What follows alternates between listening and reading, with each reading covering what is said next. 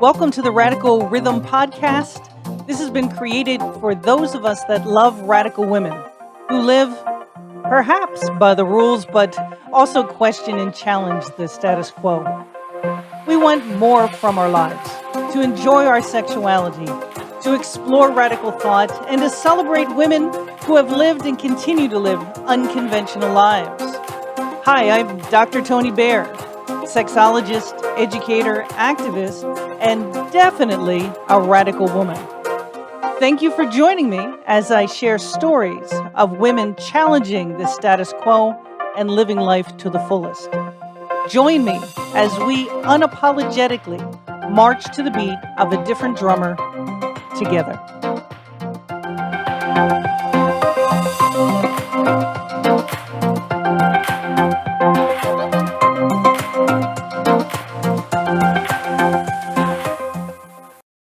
Well, welcome, Barbie, to the Radical Rhythm Podcast. I am thrilled to be able to interview you today. I know that there's a lot that our listeners can benefit from, but I'm going to be very selfish today. I know there's a lot that I can benefit from in talking about aging and women in aging. And I thank you so much for being a guest here with us today. Oh, thank you. I'm so happy and honored to be here with you. And I'm excited about this conversation because it's definitely a passion for me as well. Fantastic. Can you tell us a little bit about I know how I found you online. I found you as a life coach, someone who works with women and sexuality and aging.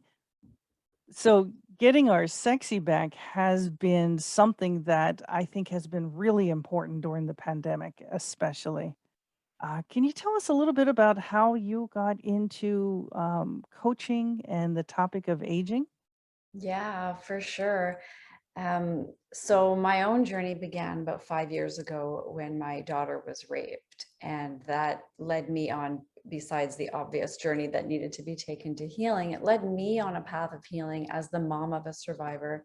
And in my darker moments, I sat into fields of society and how did we get here? How did we become a culture where there even is a rape culture? And from there I went into societal conditioning, and then I went to generational healing, and then I went to women's healing, and it kept progressing. And where I've landed most recently is right here in the societal conditioning that's been offered to us forever. And in my coaching work, I do look back generationally, but in a generation, my own generation, I can speak to, is we were really a generation that was taught not to question. We were told because I said so was an answer, and it really wasn't worth arguing on our end because punishment wasn't that pleasant. And we were really taught not to question anything. And we've been handed these societally conditioned messages that we've internalized so deeply that we often don't even realize that we've internalized these messages, but they're impacting our lives today. And they're showing up like feelings of lack of worth or feeling unseen or unheard. And then most recently I've been looking at, and it comes with like my own transition into like I'm turning 60 tomorrow. So looking at these years and noticing the anti-aging message that we've just been handed, and again, a generation that's been taught not to question, we just accepted anti-aging.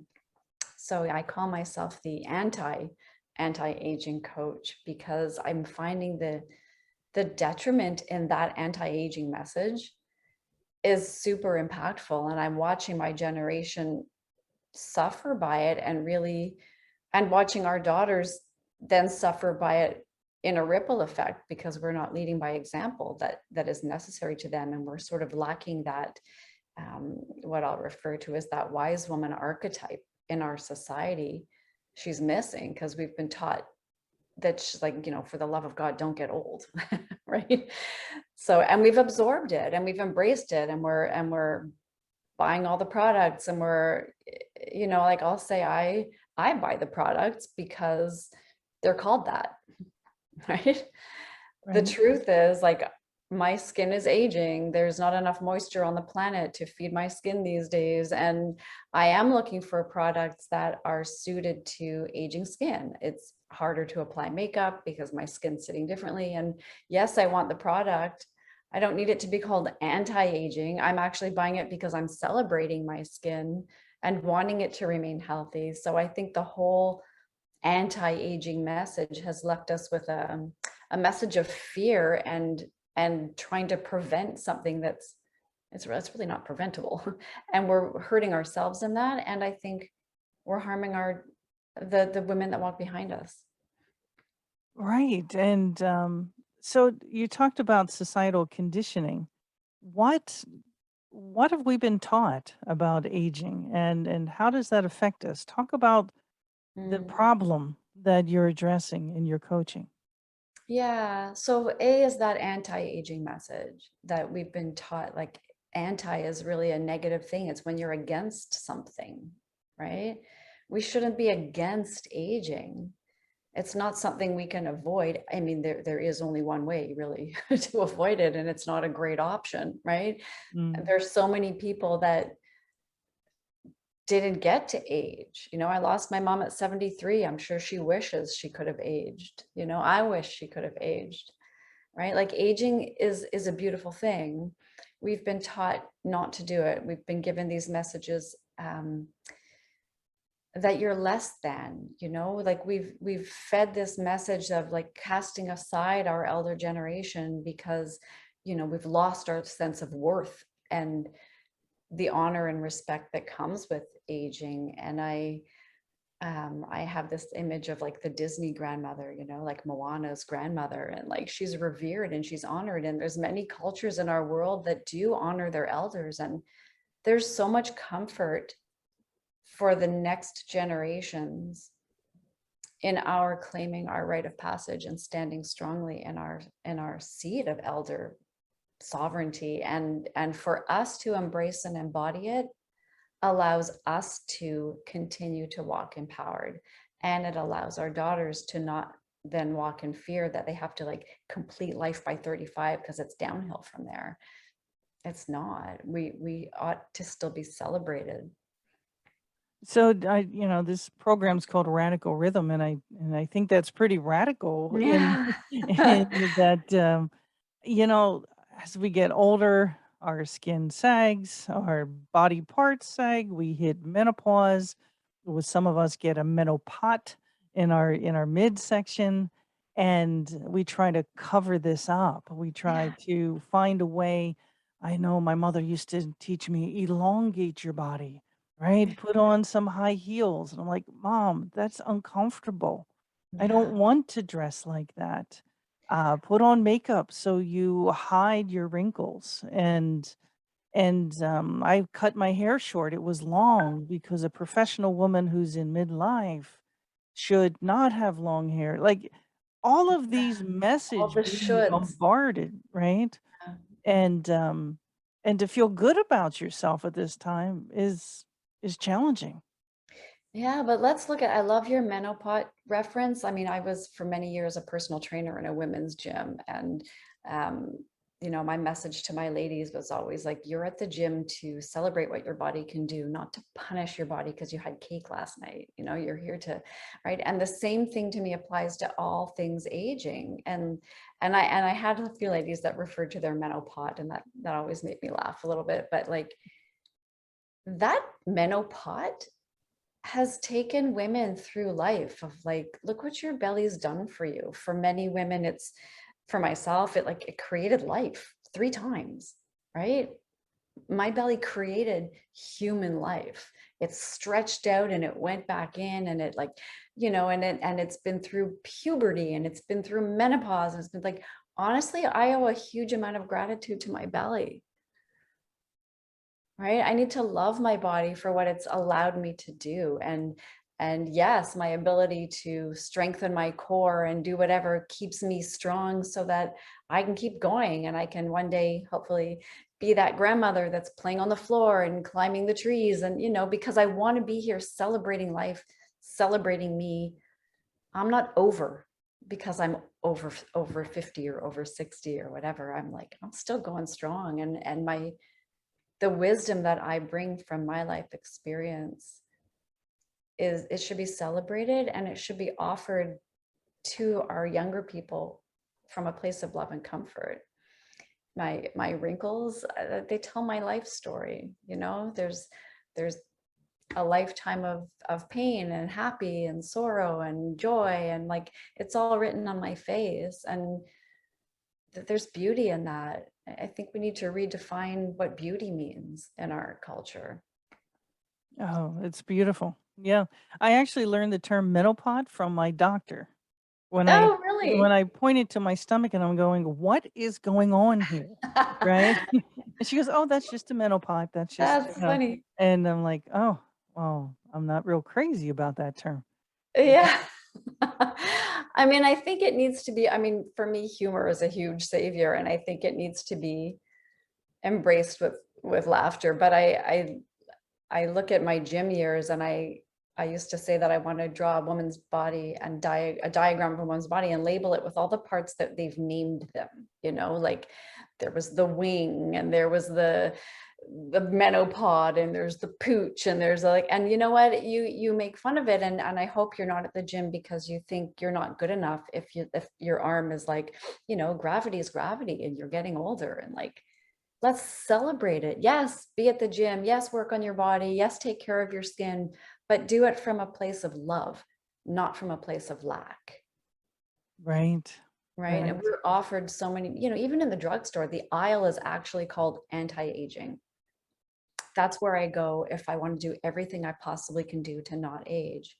And again, like, I buy the product because I've actually found now a great concealer or foundation over that I love, because on aging skin, it's hard to apply. It gets caught in your wrinkles, your skin dries out, it doesn't look like it goes on smoothly. And this is a product created for aging skin, and I love it. And it's still called anti-aging. And I'm not far from reaching out to the company and saying like, hey, let's repackage that, because it's a celebration of my age that I'm using your product, not a denial. Yeah, I actually wrote a blog a couple months ago called Becoming the Crone. And it was a friend of mine who said, you're moving from being the mama of different movements and organizations to the crone, which is the wise woman, the person that folks would come and ask questions to get advice. And I didn't have children. So one, I was taken back by being the mama. And then I was really taken aback about being called not a crone, but moving to the crone. Mhm. And the whole blog was about the mind tricks that Mhm. were happening with just that term. And Barbie, I have to tell you where my mind went was about work. I'm a professor. I'm in my last years of teaching, and before I retire. And you know, I find that, and I do think there's a correlation that my teaching evaluations from students have gone down a bit. And I really think that when you think professor and wise person who teaches, they look like my male colleagues and they Mm. don't look like me, right? I look like their mom or their grandmom. Mm. And I don't think there's a respect about the knowledge that women have and women hold. Can you speak a little bit to the stereotypes of older women Yeah. not being as smart or as Yes. valuable as older men?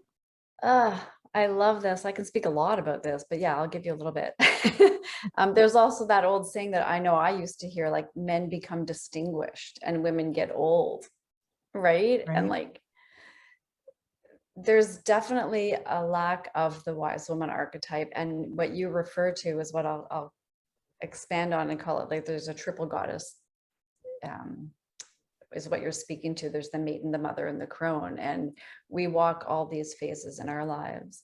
And truly, they're all within us all the time. I can tap into my inner child at any time. I can be ridiculous and playful, and and I love my inner child when she comes out and plays, right? And I can tap into my mother, where we're like my nurturing, and like those years are always that's accessible to me as well. And I think that even when you're younger, you can tap into your wise woman energy as well, where you feel like super mature and very whatever wise woman feels to you, you can tap into those crone years. But I think that our society has put a real negative spin on our crone years. Even the word crone I remember my mother using the word term like the old crone, and it was a negative.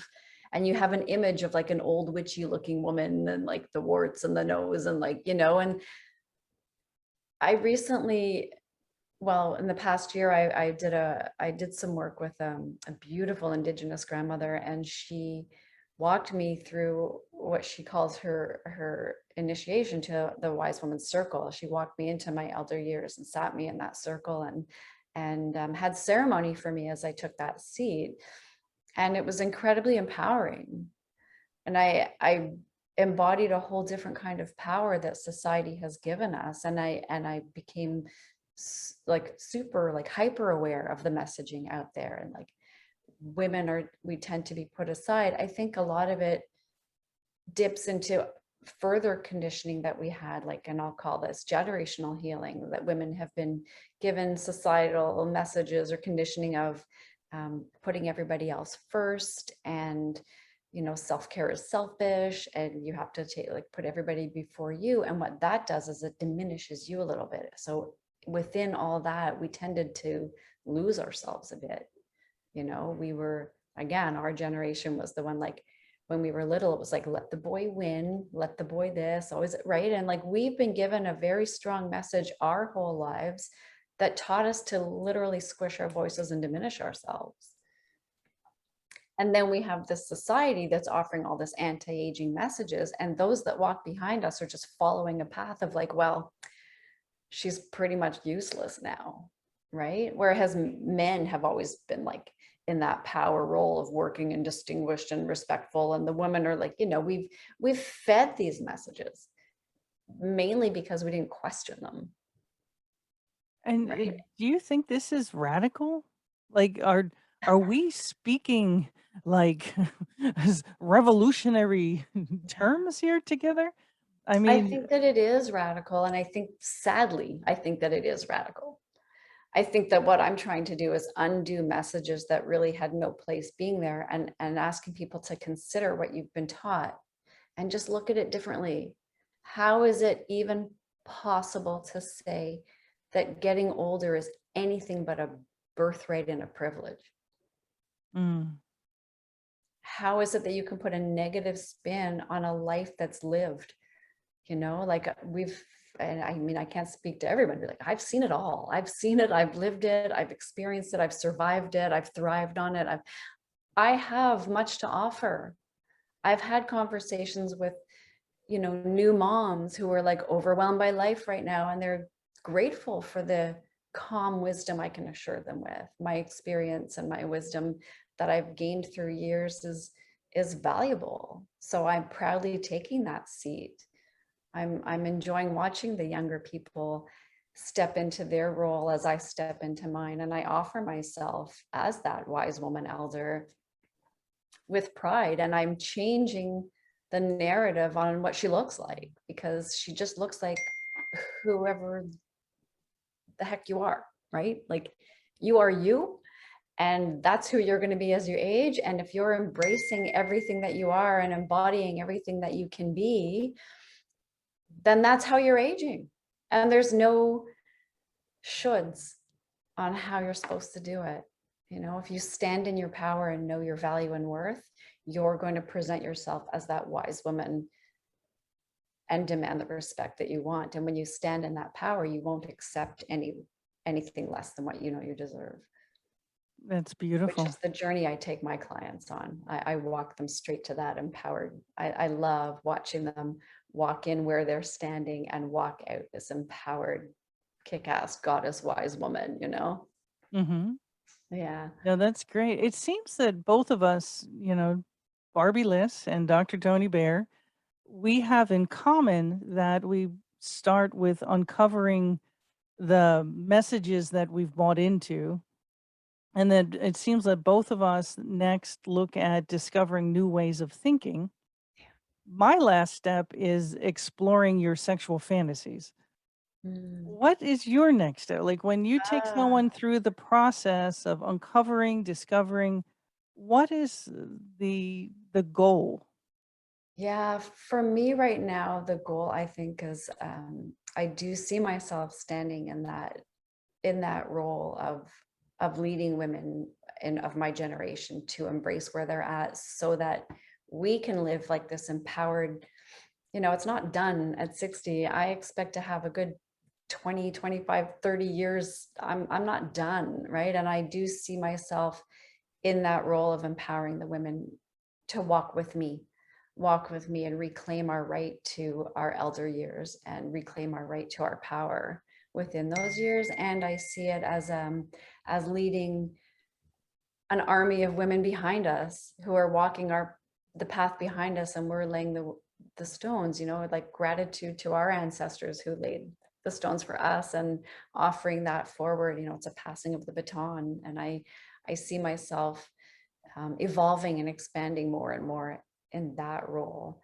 I love your message of sexuality too, because I will speak to our sexuality post menopause. It's not done there either, and it should never be, right? So Yeah. yeah, claim that it's not, life's not done. You got tons of potential still in you. Yeah, I think you and I probably could talk all I afternoon. think so. Um, but let me ask you one last question.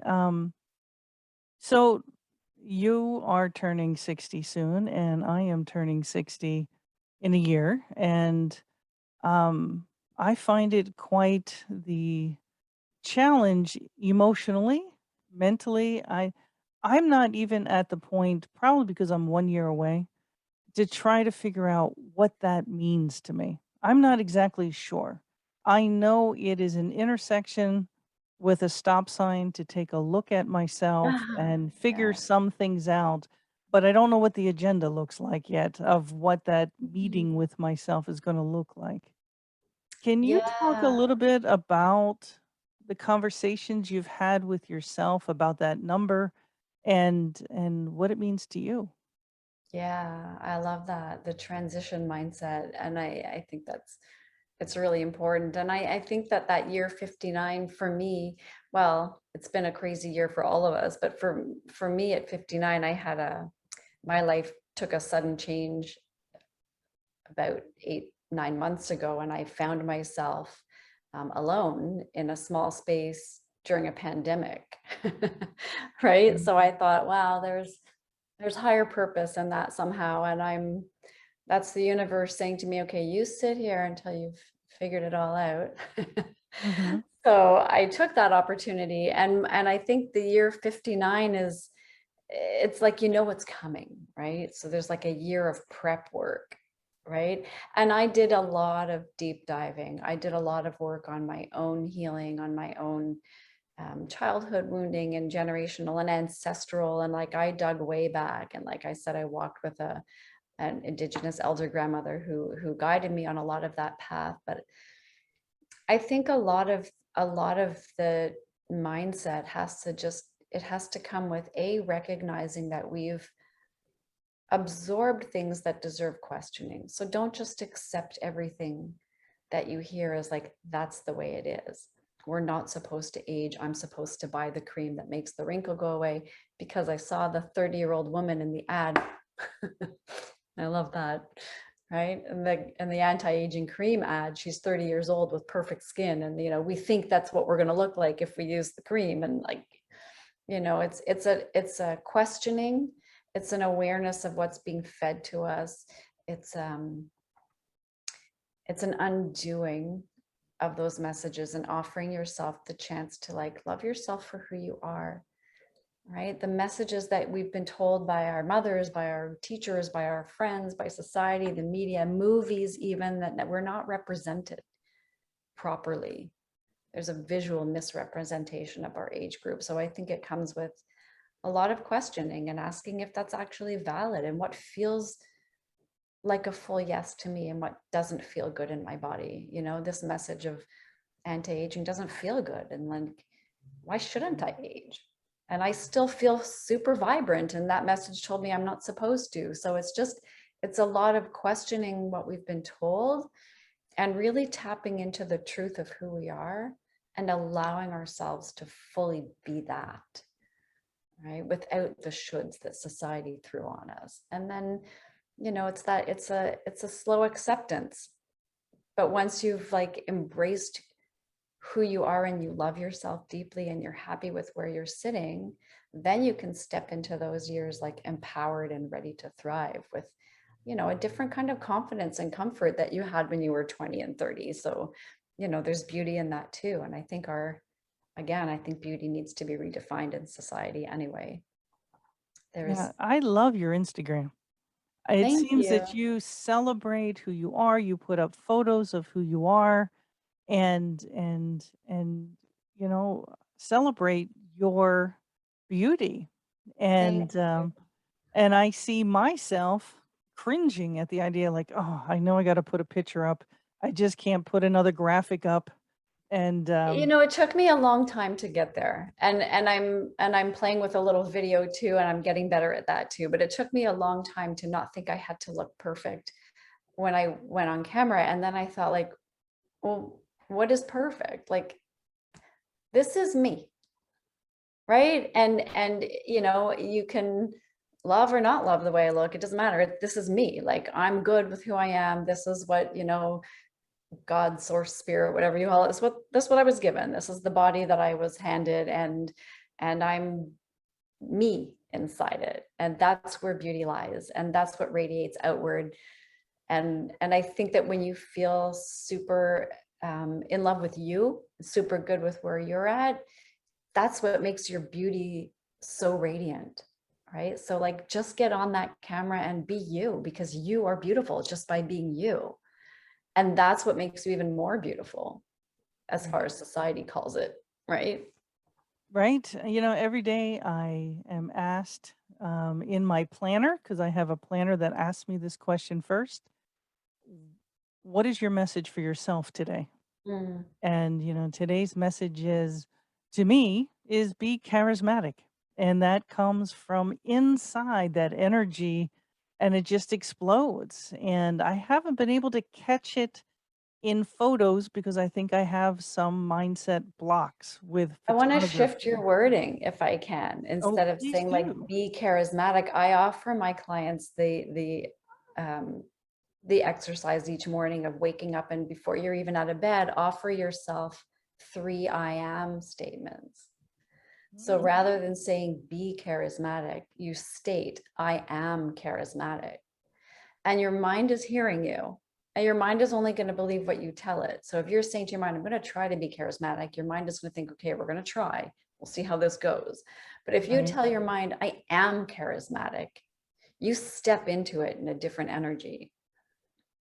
Can I say to myself, I am charismatic after my first cup of coffee? Totally. Okay.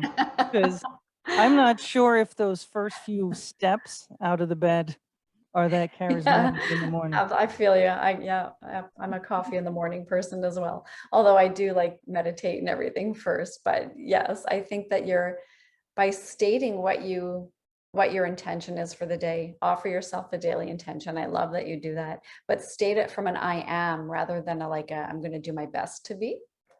Yeah. Because when you Yeah. state it as a fact, I am charismatic, I am confident, I am beautiful, I am powerful, you step into that with a whole different energy than if you know, just consider the possibility. Fantastic. Well, thank you for that advice. And, you know, Barbie, thank you so much for coming onto the program today. I so appreciate it. I have been following you for a little while now on Instagram, and to meet you in person and talk to you has truly been a gift. Thank you for Thank sharing you. yourself with us today. Oh, thank you for giving me the chance. It's a conversation I love. And I think, like you said, you and I could probably go on for days with this. But yes, I appreciate it. Thank you. Thank you.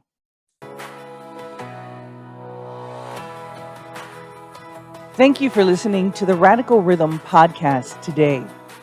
It has truly been my pleasure to invite guests and talk to you about my passion, the joy in our sexuality, and radical women who march to the beat of a different drum.